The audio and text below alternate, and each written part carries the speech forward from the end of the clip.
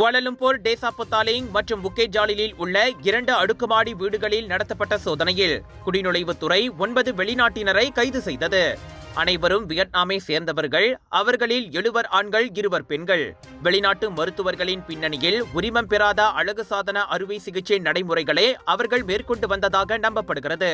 நேற்று காலை 11 மணியளவில் நடத்தப்பட்ட அச்சோதனையில் மருத்துவமனையின் முகவர்கள் என சந்தேகிக்கப்படும் ஓர் ஆண் மற்றும் ஒரு பெண் என 2 உள்ளூர்வாசிகளும் கைதானதாக குவாலலும்பூர் குடிநுழைவுத்துறையின் இயக்குனர் வான் மொஹமட் சோஃபி வான் யூசுப் தெரிவித்தார். கிளினிக்குகளில் வாடிக்கையாளர்களுக்கு விதிக்கப்படும் அறுவை சிகிச்சை கட்டணங்களில் 5 முதல் 10 விழுக்காட்டு தொகை அந்த உள்ளூர் முகவர்களுக்கு கமிஷனாக தரப்படுகிறது.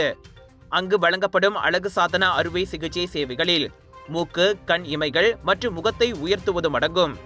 இந்த அழகு சாதன அறுவை சிகிச்சை சேவை வியட்நாமை சேர்ந்த ஒரு ஆண் மருத்துவரின் சேவைகளை பயன்படுத்தி 1000 முதல் 15,000 ரிங்கேட் வரையிலான விலைகளில் வழங்கப்படுகிறது. ஆனால் அவருக்கு இந்த நாட்டில் சேவையை வழங்க உரிமம் அல்லது சான்றிதழ் இல்லை என நம்பப்படுகிறது. இச்சேவை சமூக ஊடகங்களிலும் விளம்பரப்படுத்தப்படுகிறது. வாடிக்கையாளர்களில் உள்நாட்டினரோடு வெளிநாட்டினரும் உண்டு.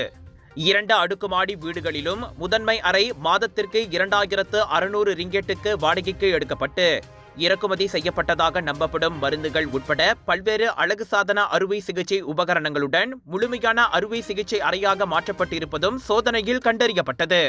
ஒரு லொகேஷன் 10 ஃபெஸ்டிவல்ஸ், 100க்கும் அதிகமான பிரபலங்கள், 200க்கும் அதிகமான பூத்கள், 1000க்கும் அதிகமான போட்டியாளர்கள், 1 லட்சம் வாடிக்கையாளர்கள். மலேசியா புக் ஆஃப் ரெக்கார்ட்ஸில் the largest indoor Deepavali expo என பெயர் பதித்த கலர்ஸ் ஆஃப் இந்தியாவின் பிரம்மாண்டத்தின் உச்சம் south east Asia Bollywood festival and Indian trade expo 26 மார்ச்ல இருந்து 1 ஏப்ரல் வரை சுத்ரமால் ஜோபாரு ஜோரில். எதிர்பாராததை எதிர்பாருங்கள், திரண்டு வாருங்கள். Let's create lasting memories.